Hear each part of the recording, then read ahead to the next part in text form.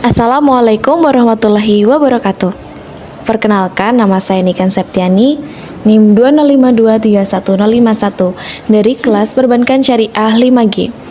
Di video ini, saya akan mempraktikkan secara langsung cara menguji data penelitian dengan menggunakan aplikasi IBM SPSS versi 23. Di sini terdapat uji asumsi klasik yang terdiri dari uji normalitas, uji multikolinearitas, uji heteroskedastisitas, dan uji autokorelasi. Di video ini dibuat untuk memenuhi tugas mata kuliah ekonometrika dengan dosen pengampu Bapak Hafidz Abdullah Ashidik, ME. Oke, di sini sebelum data penelitian, ini sudah terdapat tabel data penelitian yang akan diteliti. Kemudian pastikan kalian sudah mendownload dan menginstal aplikasi IBM SPSS. Kemudian di sini ada data view dan di sini ada variable view. Kita ke variable view terlebih dahulu untuk mengisi data. Di sini kita di name kita ketik X1.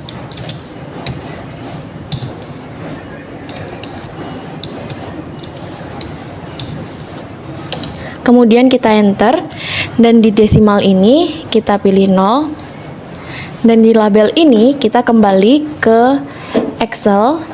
Di sini yang sebagai X1 adalah service excellent-nya ini. Service excellent. Kita kembali ke ini. Kemudian kita ketik service excellent.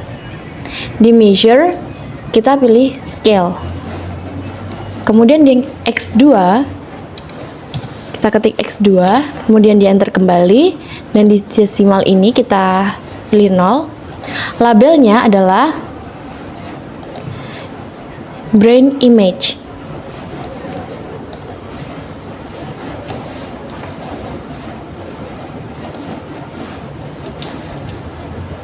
Kemudian di measure kita juga pilih scale. Kemudian berpengaruh pada Y. Seperti biasa, desimalnya adalah 0. Labelnya di sini berpengaruh terhadap kepuasan pemakaian produk bank syariah. Y-nya adalah produk bank syariah.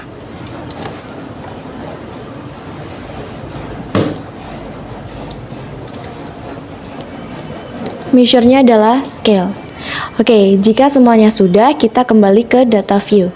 Di sini sudah terdapat X1, X2, dan Y. Di X1, kita tinggal copy paste dengan data yang ada di Excel. Kita blok yang X1-nya.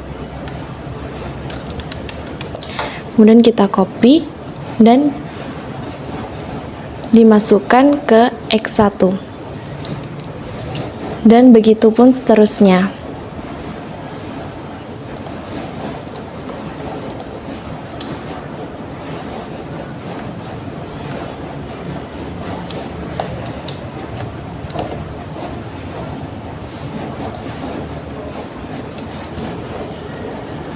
Kemudian Y juga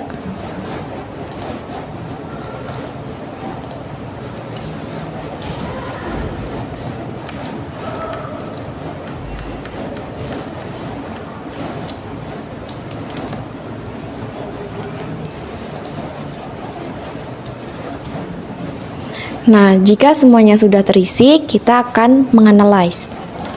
Yang pertama, kita klik analyze, kemudian kita pilih regression, dan kita pilih linear.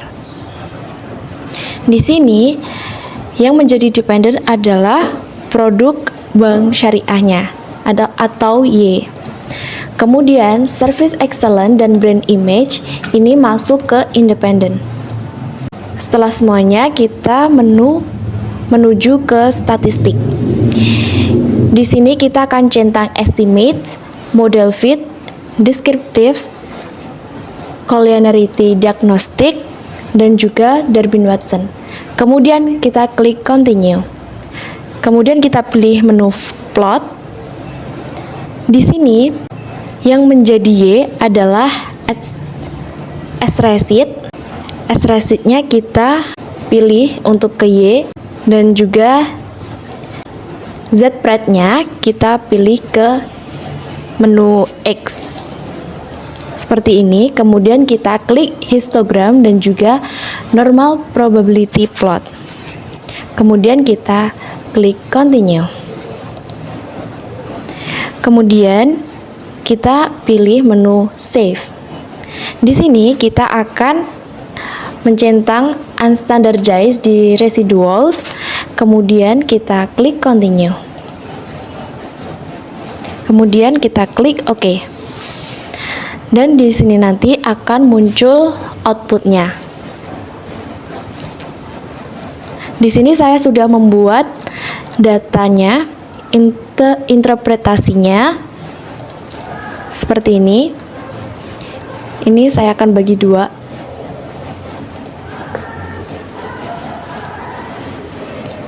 Nah, yang pertama ada uji normalitas. Ini bertujuan untuk menguji apakah dalam model regresi variabel pengganggu atau residual memiliki distribusi normal.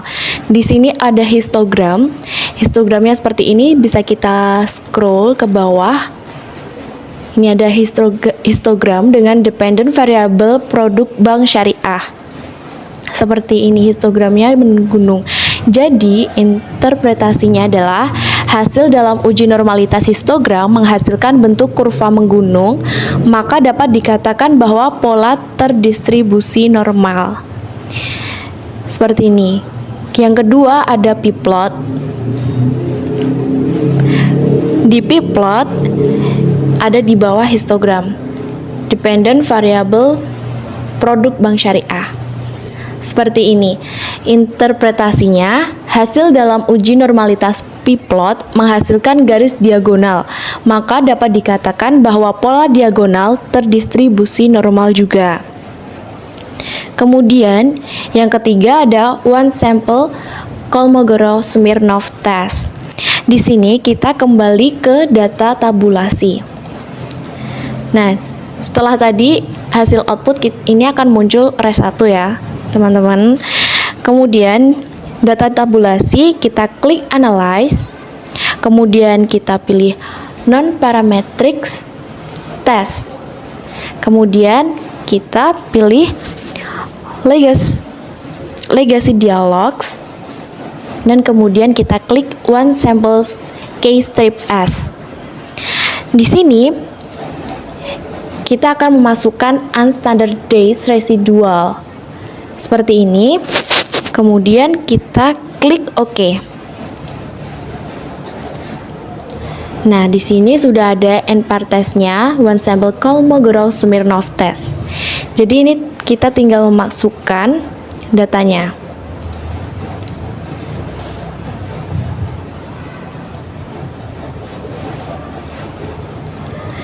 Nah, ini terdapat hasil interpretasinya.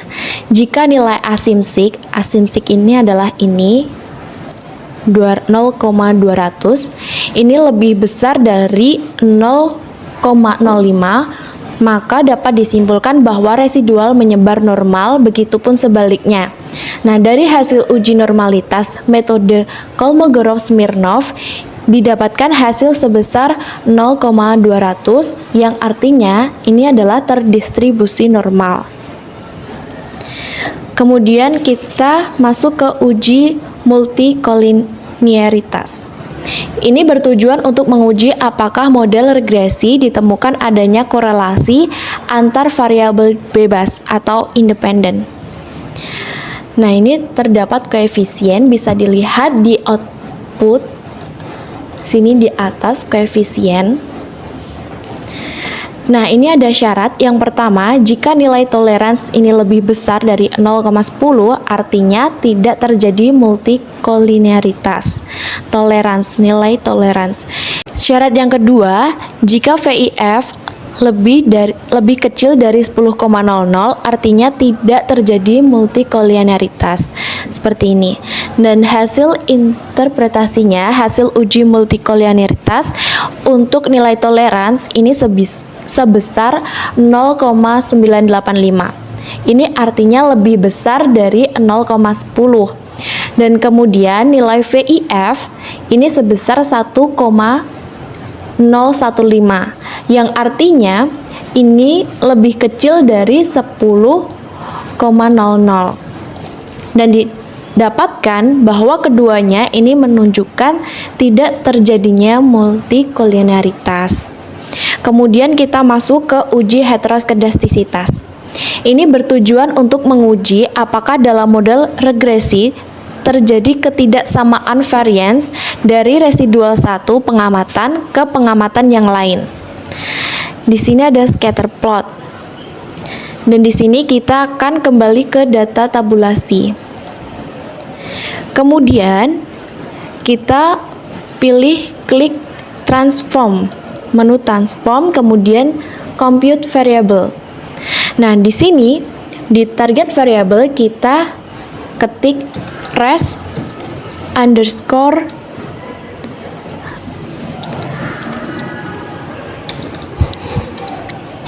res underscore 2.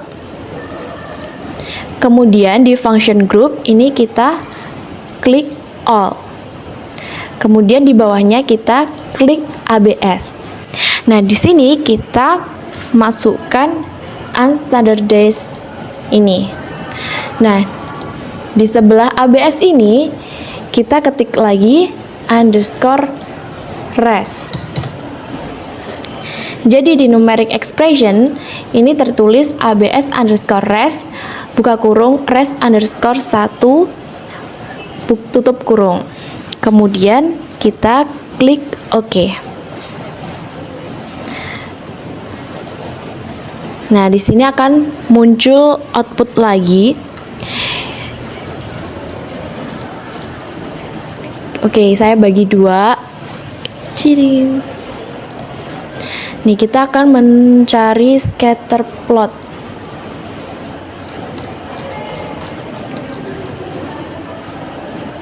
Nah, di sini. Oke, di sini. Jadi, ini titik-titiknya adalah menyebar. Jadi, interpretasinya hasil dari uji heteroskedastisitas grafik scatter plot memperlihatkan bahwa titik-titik menyebar secara acak serta tersebar baik di atas maupun di bawah pada angka 0 pada sumbu Y. Artinya, tidak terjadi heteroskedastisitas pada model regresi sehingga model regresi ini layak untuk dipakai. Nah, di bawah sini adalah ada koefisien dengan dependent variable res 2. Di sini kita kembali lagi ke data tabulasi. Ini tadi udah muncul res 2-nya ya, teman-teman. Kemudian kita klik statistik analyze. Kemudian kita klik regression dan kemudian kita klik linear. Nah, di sini kita ganti dependentnya. Yang pertama ada produk bank syariah. Kita ganti dengan res 2. Kita masukkan. Kemudian kita klik statistik. Nah, di statistik ini kita uncheck list. Kita hilangkan descriptives, collinearity diagnostics, kemudian juga Darwin-Watson. Kemudian kita tambahkan covariance matrix ini. Kemudian kita klik continue. Kemudian kita pilih plots. Di plots ini kita hilangkan histogram, normal probability plot. Lalu kita klik continue. Dan kita klik OK. Nah, di sini sudah ada hasil outputnya lagi. Nah, kita kembali. Nah, koefisien ini dengan dependent variable res 2 ada di sini. Nah, ini ada T dan ada sig-nya. Dan interpretasinya hasil dari uji heteroskedastisitas ini menggunakan uji Glatzer. Output ini menunjukkan tidak adanya hubungan yang signifikan antara seluruh variabel independen terhadap nilai absolut residual, yaitu ditunjukkan dengan sig lebih besar dari 0,05. Ini nilai sig ini lebih besar dari 0,05, yang artinya model ini terbebas dari heteroskedastisitas. Kemudian kita masuk ke uji yang terakhir, yaitu uji autokorelasi. Uji autokorelasi ini bertujuan menguji apakah dalam model regresi linear ini ada korelasi antara kesalahan pengganggu pada periode T dengan kesalahan pengganggu pada periode T-1 atau sebelumnya. Di sini ada model summary. Model summary dengan dependent variable produk bank syariah. Jadi ada di atas. Model summary. Nah, ini dengan adanya Durbin-Watson ini. Dan di sini saya juga menyertakan tabel Durbin-Watson begitu. Nah, ini tabel Durbin-Watson dengan DW alfa sama dengan 5%. Nah, keterangan di sini yang pertama, simbol K ini, ini adalah menunjukkan banyaknya variabel bebas atau penjelas dan tidak termasuk variabel terikat. Yang kedua, simbol N pada tabel atau ini yang ke bawah ini adalah menunjukkan banyaknya observasi. Maka pada data penelitian ini K-nya, X-nya atau X-nya ini adalah 2, service excellence dan brain image. Kemudian N-nya ini adalah banyaknya, dan ini ada 50. Kemudian kita kembali lagi, ada 50 total responden. Kemudian yang di bawahnya DU di sini bisa kita lihat di tabel Durbin-Watson, di mana K-nya adalah 2, ini berarti ini. Kemudian N-nya 50, kita cari angka 50 di sini. Akan ketemu DU-nya. DU-nya adalah 1,6283. Kemudian D ini adalah model summary dari Durbin-Watson dengan dependent variable produk bank syariah. Totalnya 2,543. Dan DL seperti DU, ini mencari K2, kemudian kita cari yang K50 di sini. Ketemunya 1,4625. Nah, di DU sini ada 4 min DU sama dengan 4 min 1,6283 sama dengan 2,3717. Nah, di sini ada syarat. Yang pertama, jika D lebih kecil daripada DL atau lebih besar dari 4 min DU, berarti terdapat autokorelasi. Kedua, jika D terletak di antara DL dan 4 min DU, berarti tidak terdapat autokorelasi. Dan syarat yang terakhir, jika D terletak di antara DL dan DU atau di antara 4 min DU dan 4 min DL, maka tidak menghasilkan kesimpulan yang pasti. Dan di sini hasil interpretasinya berdasarkan tabel DL adalah 1,4625 dan DU-nya 1,6283. Nah, berdasarkan tabel pembanding, nilai DU 1,6283 dan 4 min DU 2,3717 ini dari ini, dan nilai D 2,543. Dan ini terletak di antara DL, D, dan 4 men DU. Jadi di sini DL lebih kecil dari D. Kemudian yang D itu lebih besar dari 4 men DU. Nilai DL kurang dari D, nilai D lebih besar dari nilai 4 men DU. Seperti itu. Kemudian kita kembali ke data tabulasi.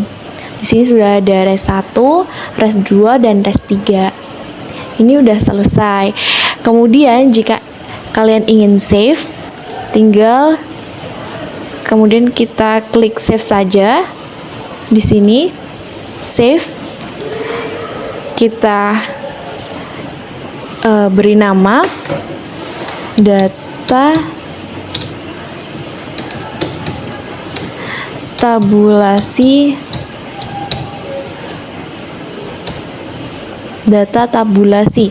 kita klik save. Kemudian hasil outputnya kita juga akan save.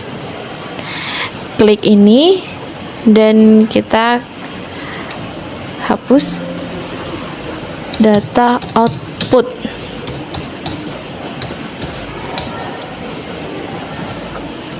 Kita klik save. Sudah selesai. Seperti itu. Terima kasih yang telah menonton video ini, semoga bermanfaat bagi kalian semua. Mohon maaf apabila ada kesalahan tutur kata. Wabillahi taufiq wal hidayah. Wassalamualaikum warahmatullahi wabarakatuh.